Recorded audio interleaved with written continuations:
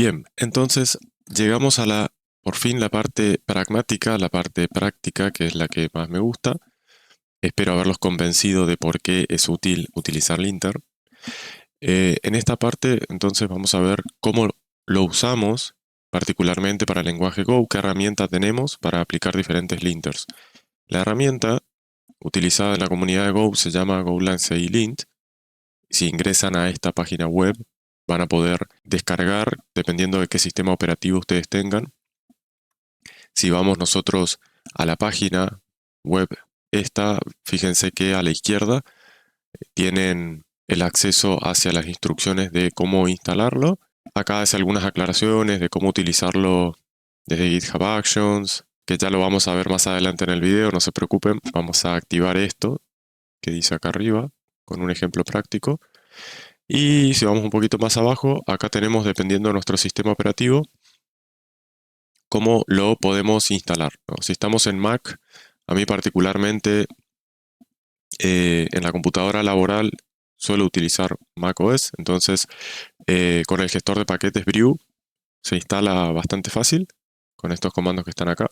Si no tienen Brew instalado, van a la página de Brew y lo instalan. Esta es la página de este gestor de paquetes para Mac. Corren este comando que está acá arriba y ya tienen instalado Brew y pueden instalar diferentes paquetes. En este caso, Golang CI Lint. ¿Okay? Para Linux dice que ya viene en la mayoría de los gestores de paquetes. Técnicamente ya lo deberían poder instalar. Y bueno, particularmente yo utilizo Windows en este momento como mi computadora personal y utilizo este gestor de paquetes. Así como para Mac existe Brew, en Windows está esta herramienta que se llama Chocolate. Y podemos instalar también haciendo este comando. Una aclaración acá importante, acá abajo de la página lo aclara, pero lo vemos acá en la filmina. Dice que se recomienda siempre instalar por el binario lo que es esta herramienta y no hacerlo mediante el comando go install o go get, porque uno puede verse tentado a utilizar este comando go install, go get, que uno lo tiene tan a mano en Go para instalar algún paquete, pero dice que esto puede tener efectos imprevistos porque lo que hacemos es descargar el código fuente de lo que sería Golang CI Lint y compilarlos nosotros localmente en nuestras máquinas con todo lo que significa tener diferentes dependencias, diferentes versiones quizás de Go. La compilación y el binario que se termina instalando al hacer un go install o go get puede comportarse levemente diferente a los binarios que ya nos brindan, ya sea para Windows, Linux o Mac, que ya están compilados y son los que recomienda la comunidad de Golang CI Lint para que lo usemos, porque tiene un comportamiento previsible. ¿Okay? Es una aclaración que vale mencionar por si comienzan a tener problemas después de utilizar go install o go get del paquete Golang CI Lint. Además de las opciones que les había mostrado anteriormente, volvemos acá rápidamente. De una manera, sin gestores de paquetes de por medio, tenemos la posibilidad de instalarlo en cualquier sistema operativo directamente ejecutando este comando que está acá. Y si estamos en Windows, si usamos git bash, que es para poder ejecutar comandos bash, también podríamos incluso ejecutar este comando para cualquier sistema operativo. Y si no, bueno, con los gestores de paquete como les mencionaba anteriormente.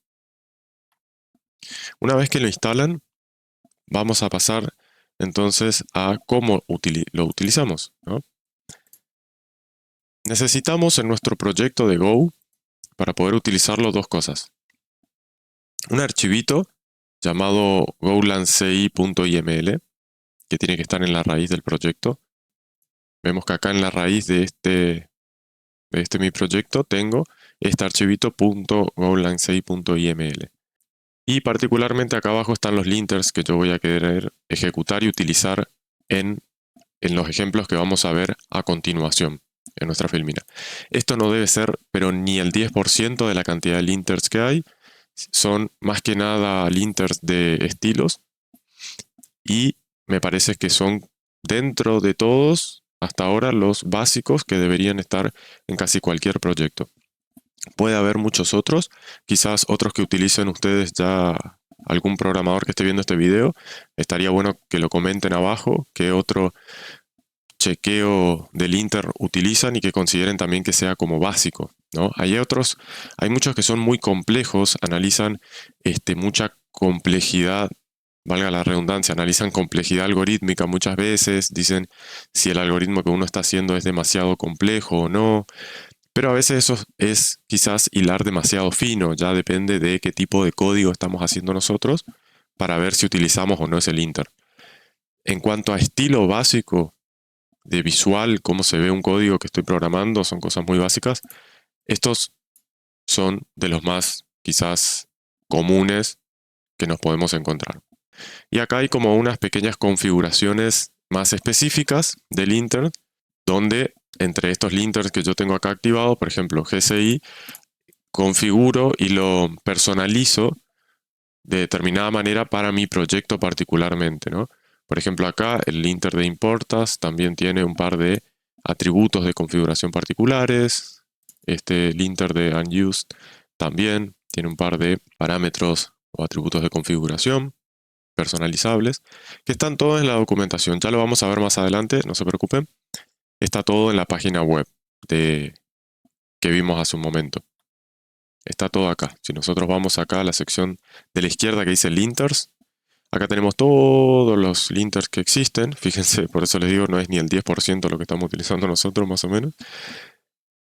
Y a su vez, cada uno, por ejemplo, si miramos el unused, vemos que acá están los atributos o parámetros personalizables que podemos ajustar dependiendo de la naturaleza de nuestro proyecto, si queremos activar o no determinadas cuestiones de este linter.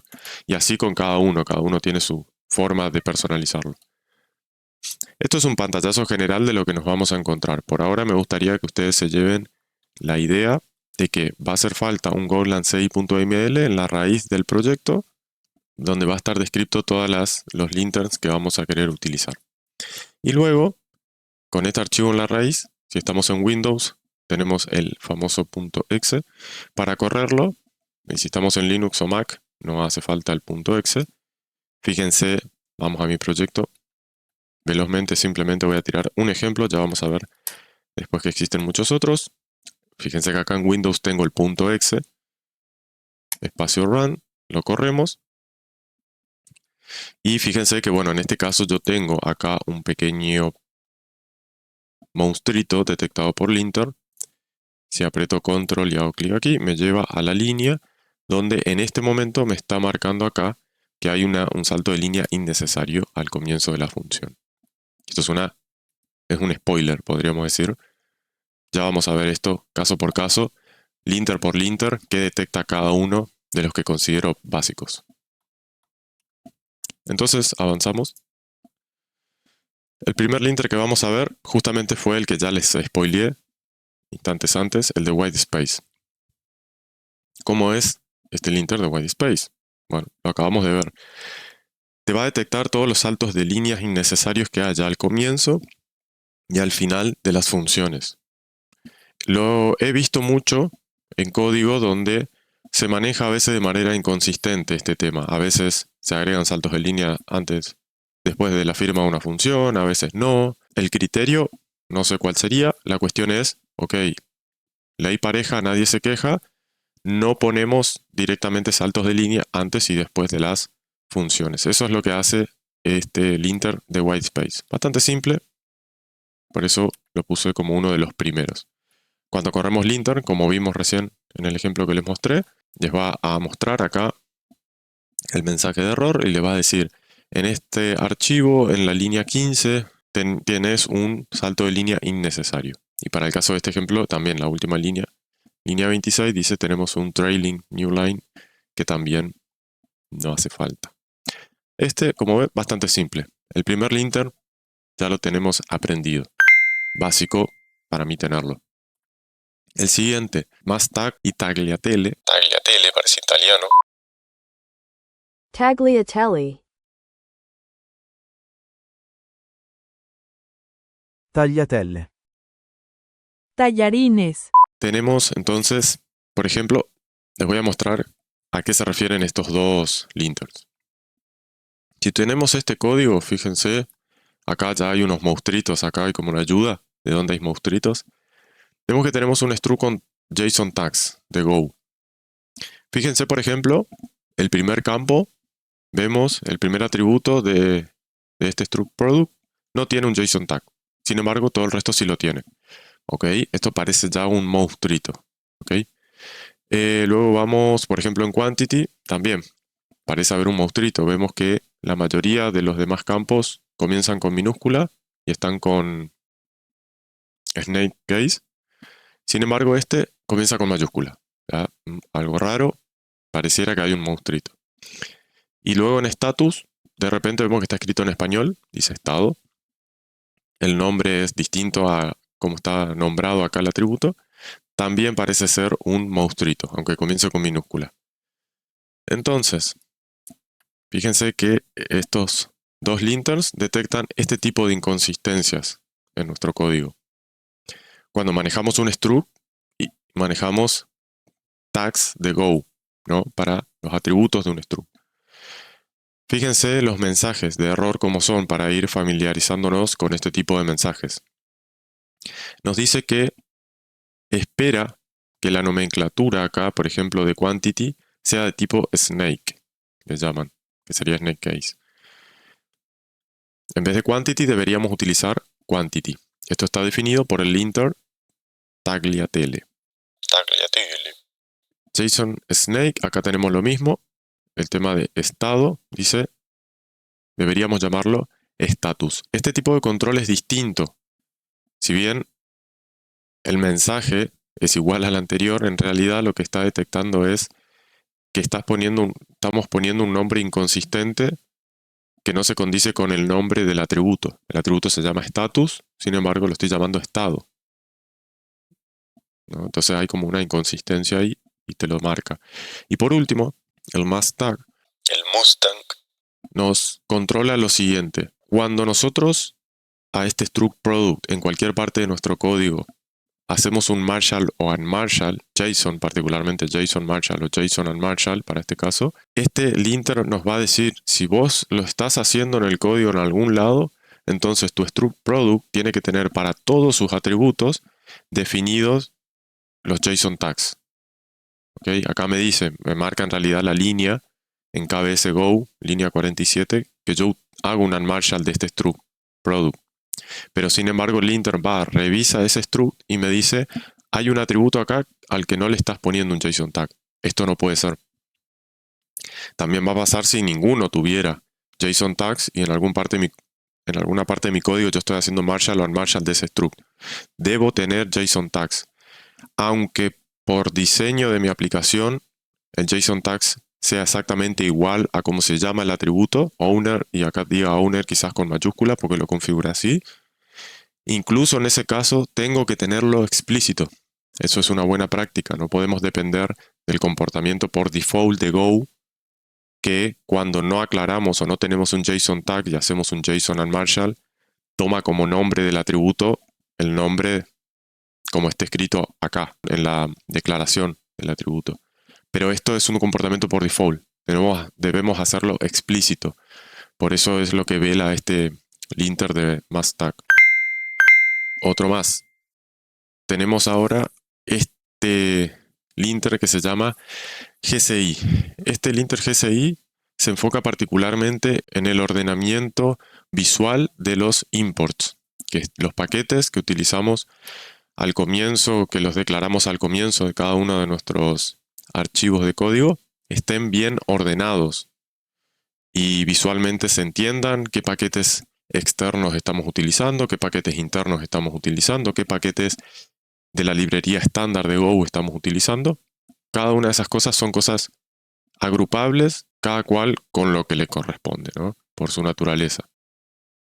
Entonces, acá tenemos un monstruito, corremos el linter y nos va a decir lo siguiente. Acá no tenemos configurado correctamente GCI, nos dice, fíjense acá abajo, un orden en el que espera que estén ordenados agrupados las importaciones de nuestros paquetes. Nos dice primero deberían estar agrupados lo de la librería estándar, luego los paquetes default. Los paquetes default serían los paquetes de terceros, podríamos decir, que utilizamos nuestro código.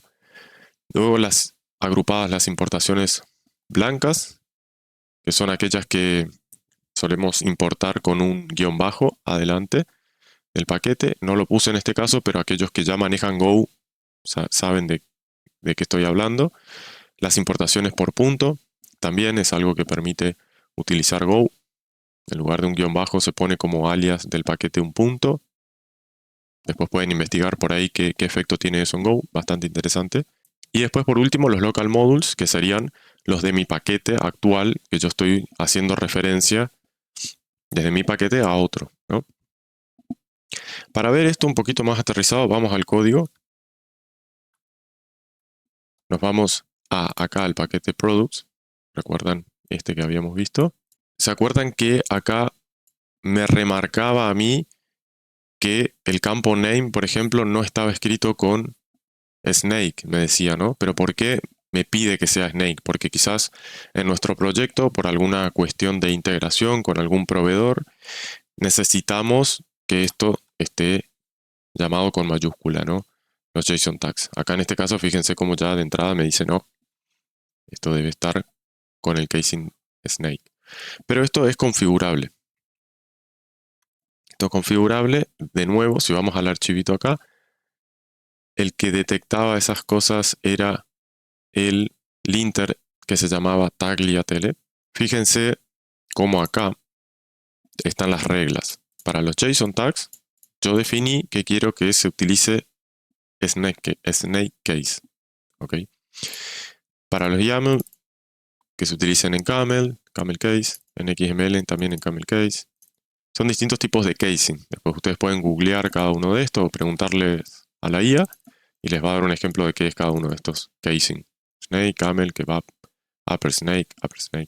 Así tienen consistencia en cuanto a la nomenclatura de cómo está escrito todo en su código. Fíjense que si acá yo quiero hacer un camel case, esperamos un momento, me va a marcar linter. No, acá espero que sea con casing snake. Ok.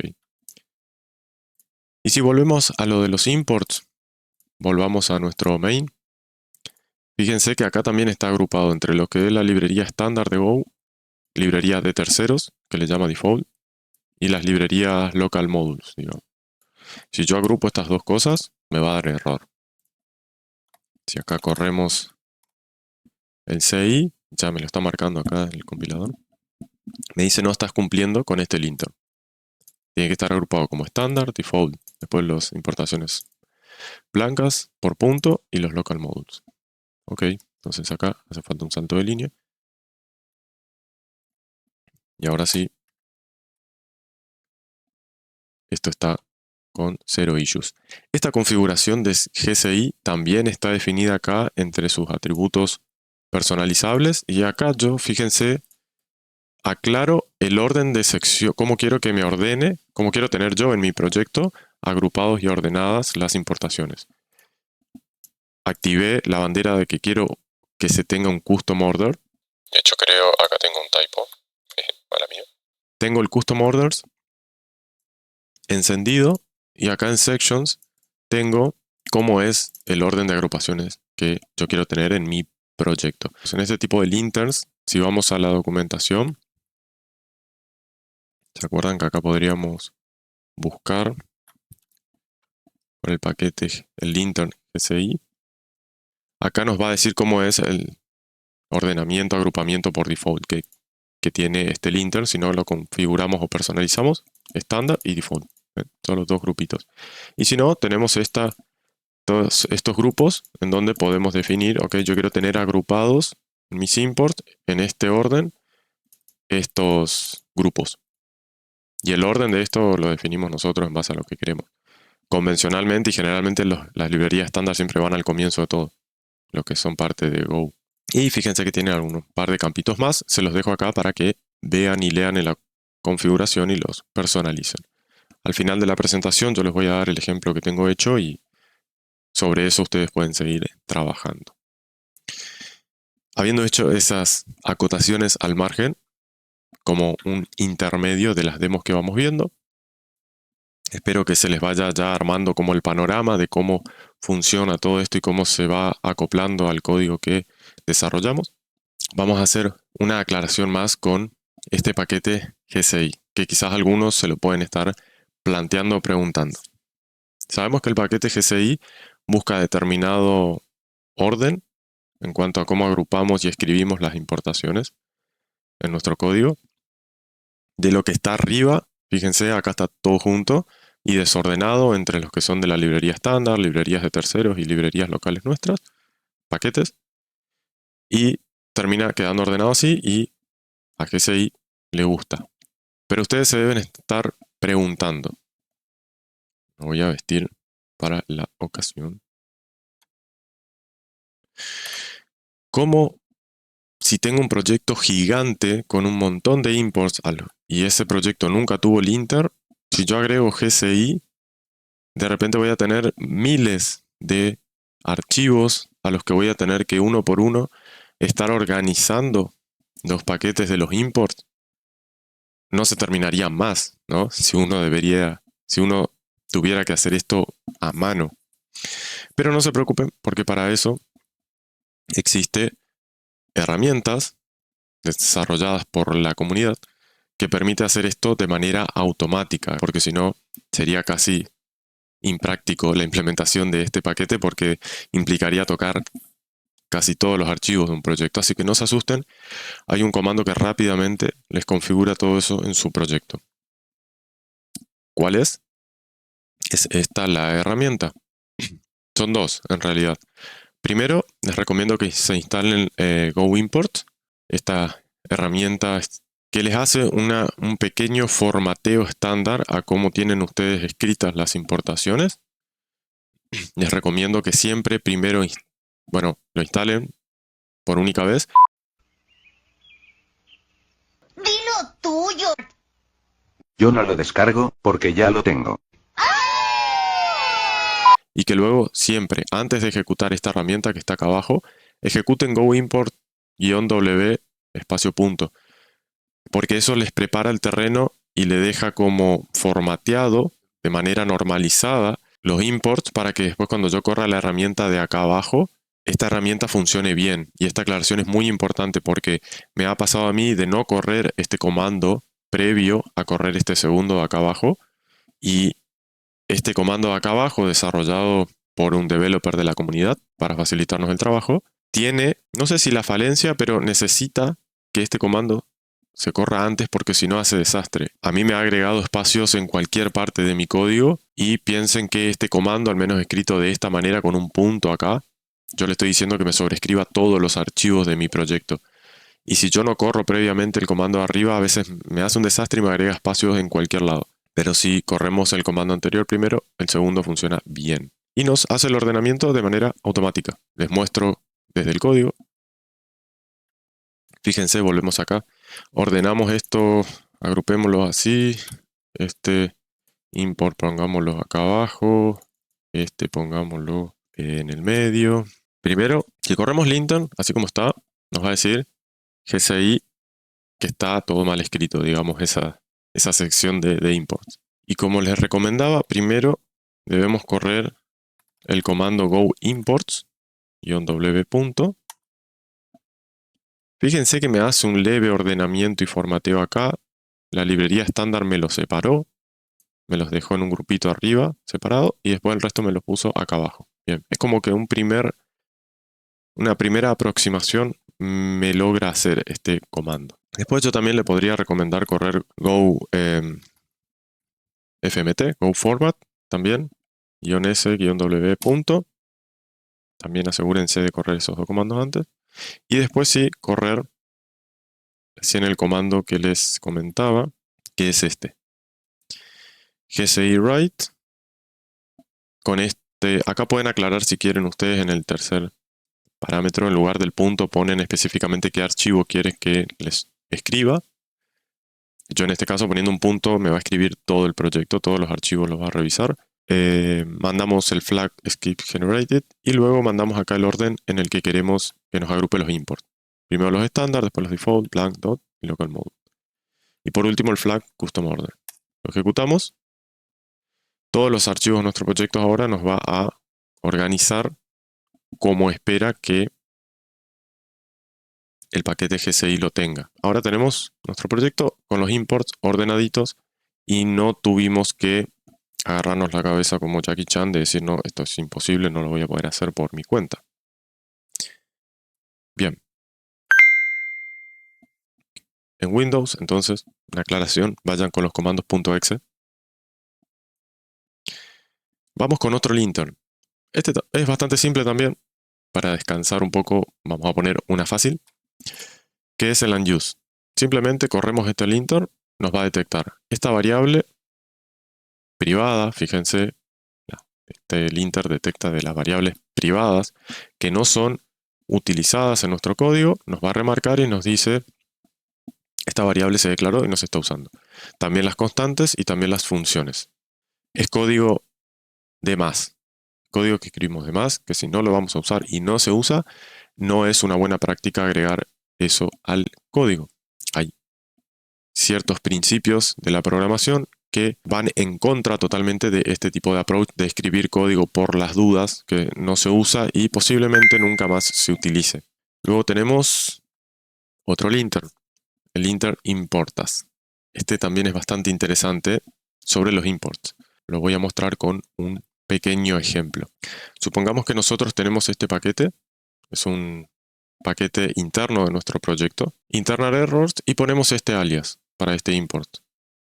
Lo vamos a llamar API errors, escrito de esta manera como camel case. El programador, el desarrollador que está desarrollando, creó un nuevo archivo en nuestro proyecto, necesita utilizar ese paquete, lo agrega, quizás tiene algún problema por el nombre que tiene ese paquete, dice, le tengo que agregar un alias, le agrego este. ¿Por qué? Porque me pintó y le quiero llamar API errors. Y lo escribe de esta manera. Fíjense, de nuevo, acá les puse una captura de cómo estaría el Golang CI ML para las configuraciones personalizadas de importas. Uno aclara explícitamente, yo no voy a querer alias extras en los imports que no estén explícitamente declaradas en este archivo de Golang CI. Es decir, en todo mi proyecto donde haya un import que utilice un alias, tiene que estar indefectiblemente en esta lista y no solo eso, tiene que estar escrito de esta manera. ¿Okay? Así yo logro tener una homogeneidad en todo mi proyecto de que cada vez que utilizo ese paquete se va a utilizar un alias igual en todos lados. No va a suceder que en un archivo de mi código tengo el alias escrito como API errors y en otro paquete tengo escrito como internal error y en otro paquete lo tengo escrito como Agustin Code errors. No, y eso conlleva a errores, a confusiones, a que el código a la hora de leerlo sea confuso si no manejamos una consistencia de utilizar siempre los mismos alias para determinados paquetes. Ni hablar acá, fíjense, este es my random alias, este ni siquiera está acá en la lista. Así que también de cajón, acá linter, si lo corremos, nos va a decir primero que el que está acá arriba no espera que se llame API errors, sino que se llame API errors como está declarado acá. Buenísimo. Y el segundo directamente nos dice no forma parte de la lista y no lo voy a aceptar porque tenemos activado acá, es decir, no queremos alias que no estén explícitas en esta lista. Si esto fuese false, nos dejaría este random alias usarlo, ¿no? Pero ahí ya queda a criterios de ustedes. Piénsenlo ustedes si quieren dejar abierta esa puerta a que paquetes que ustedes no pongan en esta lista, eventualmente el proyecto crece y empiezan a aparecer alias randoms que usan el casing que les pinta. A la larga no termina siendo agradable leer ese tipo de códigos donde cada uno maneja el alias que quiere, ¿no? Bueno, otro de los básicos. Y ahora viene uno de los más complejitos. Este es uno de los últimos. Les pido paciencia. Ya casi terminamos. Es uno de los últimos que considero básicos al menos en esta primera presentación de linters básicos. Y esto chequea varias cosas. Un poquitito más complejas quizás en cuanto a cómo estructuramos el código. Fíjese acá, tengo escrito esta función, más allá de qué hace o no esta función, porque esta es una función dummy que escribí. Acá vemos que al comienzo de la función hay toda una declaración de variables. En sí esto no suele ser una buena práctica, pero a los fines de ejemplo consideren que acá hay algo raro, hay un monstruito ya. Luego tenemos un bloque de asignaciones. También vemos que acá, por alguna razón, hay un monstruito, ya vamos a ver por qué. Y bueno, y pareciera que al final, en el bloque final, es simplemente la utilización de las variables que se declararon, pero no hay problema, parece. Hay dos monstruitos. WSL nos dice que las declaraciones nunca deben ir todas juntas. No deben ir agrupadas sin un salto de línea entre ellas. Todas estas declaraciones de variables, si queremos dejarlas acá al comienzo de la función, tendrían que tener un salto de línea entre cada una. No podemos dejar dos asignaciones de variables, dos declaraciones de variables como estas, así juntas, no podemos. Según este linter, ¿no? Que vela por eso. Y el otro monstruito es que nos dice que las asignaciones solo pueden estar agrupadas con otras asignaciones. Es decir, esta línea, por ejemplo, name igual Alice, no puede estar sin un salto de línea antes, no puede estar pegado, agrupado con un print line. Acá el linter me dice las asignaciones solo las puedo agrupar con otras asignaciones. Entonces esos son dos monstruitos muy interesantes que detecta este linter.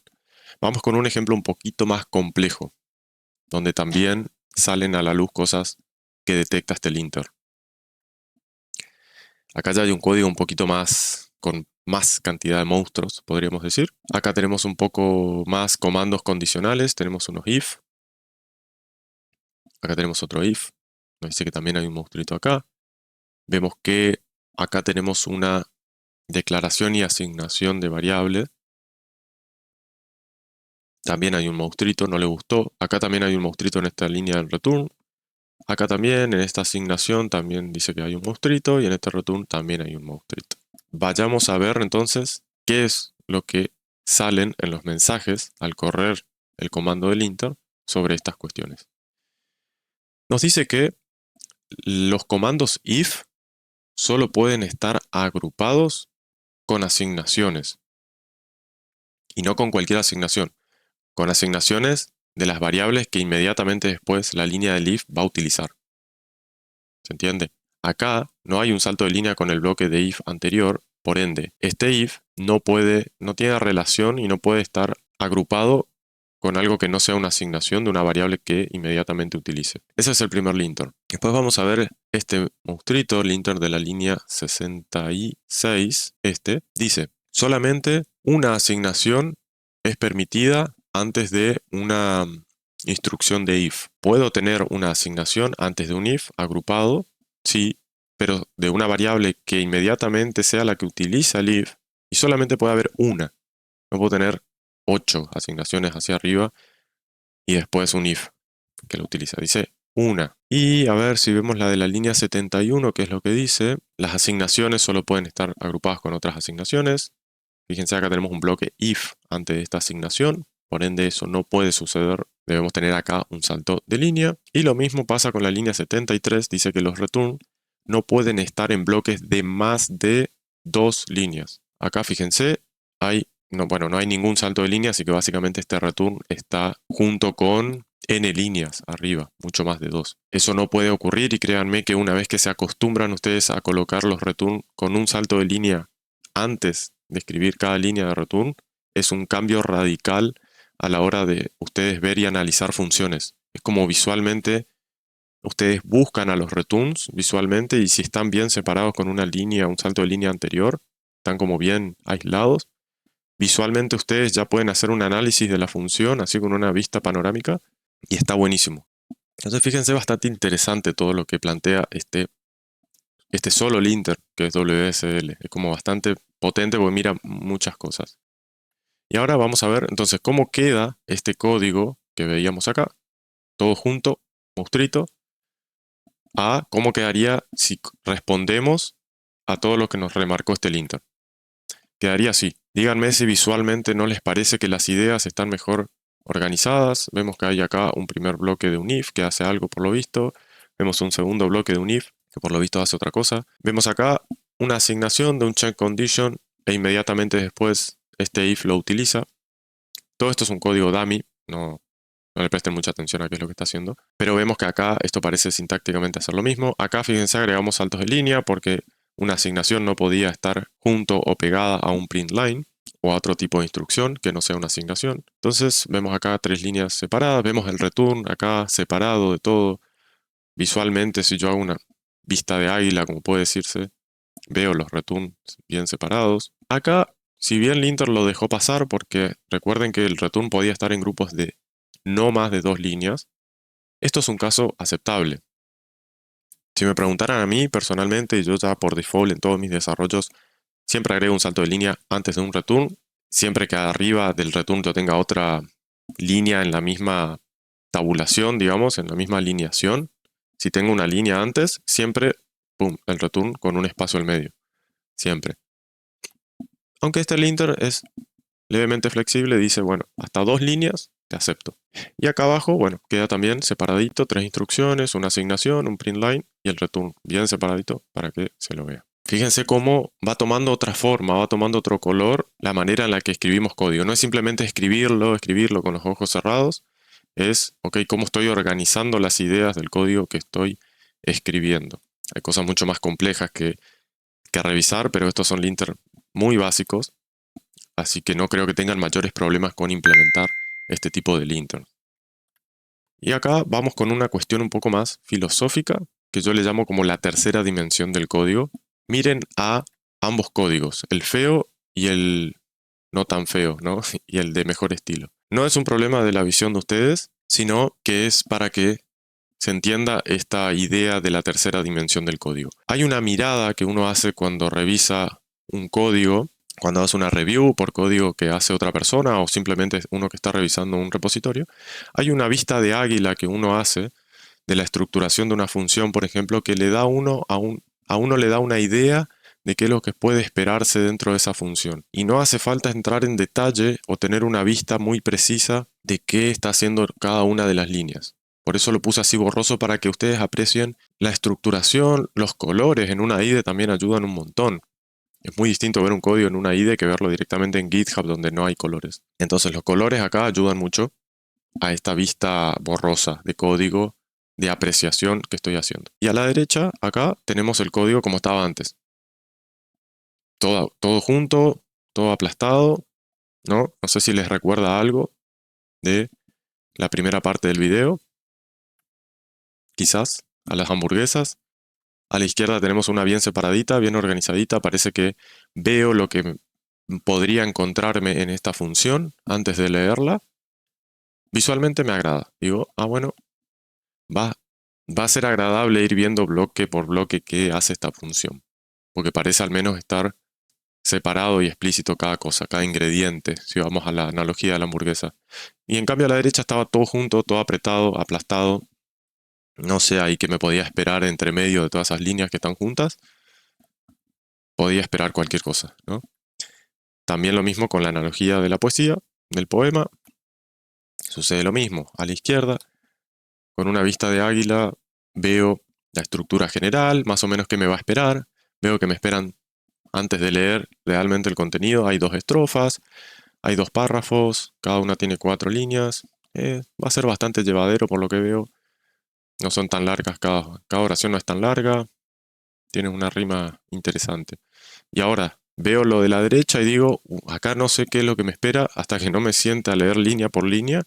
No sé si es un poema, si es una poesía, si es una anécdota, lo que está contando ahí, es una historia, no sé qué es. No tiene una estructura clara. No sé ni se diferencian que hay 2 párrafos que son 2 ideas similares pero diferentes. No sé. Entonces, espero que ahora puedan lograr ver cómo esta, yo le llamo tercera dimensión del código, la que va más allá de específicamente hacer foco en el código y empezar a verlo, sino saquemos de foco el código, veamos visualmente cómo está estructurado, cómo se ve y analicemos en base a eso. Para ello está linter. Linter nos permite automatizar todo este tipo de controles hasta donde puede automatizarse. Puede haber cuestiones que no logra hacerlo bien y toca humanamente tener esta habilidad de apreciar el código, reitero, por su presentación, no solo por su contenido. En la próxima sección, próximo video, la próxima entrega, vamos a hablar el tema de las excepciones. Sé que pueden ocurrir muchos falsos positivos cuando ejecutamos los linters. Ya vamos a ver las ventajas que tiene esto de hacer explícitas las excepciones, todo eso en la próxima entrega lo vamos a ver. Y el tema de las automatizaciones también, cómo automatizamos en nuestra IDE este tipo de controles. Como pudieron ver algo ustedes cuando les hice la demo en Visual Studio, a mí Visual Studio me mostraba en el momento que no cumplía alguna regla definida en mi linter, la IDE ya me remarcaba que yo acá estaba faltando a una de las reglas del linter. En el momento de escribir la línea de código, es una pequeña configuración ahí que hace falta en Visual Studio. Luego, cómo llevamos esa automatización al Continuous Integration de GitHub. Voy a mostrar ahí cómo se hace. Vamos a lograr que en un pull request nos remarque qué está bien y qué está mal. Fíjense acá, por ejemplo, este pull request de ejemplo. Ya lo vamos a ver cómo se configura y cómo se hace esto. Si entran acá, dice que falló uno de los chequeos, falló el chequeo del intern. Y fíjense que si vamos a los file change, el comando, la ejecución automática de GitHub Action me agrega este comentario en mi pull request en la línea donde estoy incumpliendo algún control del linter y me dice, bueno, cuál es el problema, ¿no? En este caso yo agregué a propósito una línea de más luego de la función main, por ende esa línea, ese salto de línea está de más. Y me hace automáticamente esa review en mi pull request, ¿no?